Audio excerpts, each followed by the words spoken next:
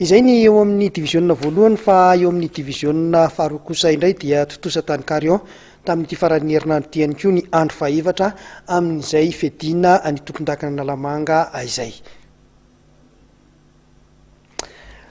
Misy vokatra hafa ihany koa tonga eto am-pelantanana ihany amin'izay Ligue 2 izay ny 4FA nandresy ny FC Viva tamin'ny isa 4-3, ny FC ESPM nandresy ny 3FA tamin'ny isa 3-0 ary ny TMK nandresy ny Espoir tamin'ny isa 5-0. Nitohika niditra tamin'ny andro faefatra tamin'ity faran'ny herinandro ity tany Carion ny fiadina ny tompon-dakana Analamanga taranja baolina kitra sokajy Ligue 2.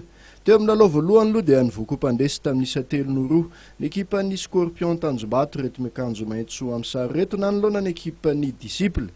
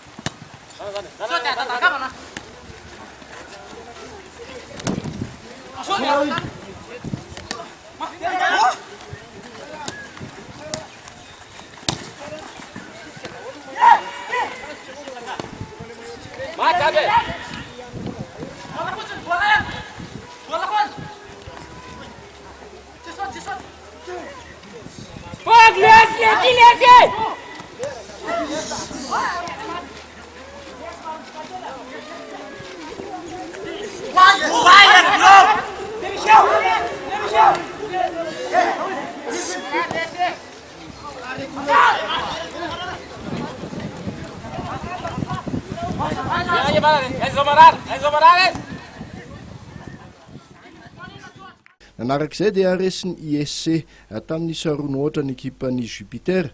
Ny atokily indray arak'izany ny fahombiazana ny sesy azon'ny Jupiter tato ato.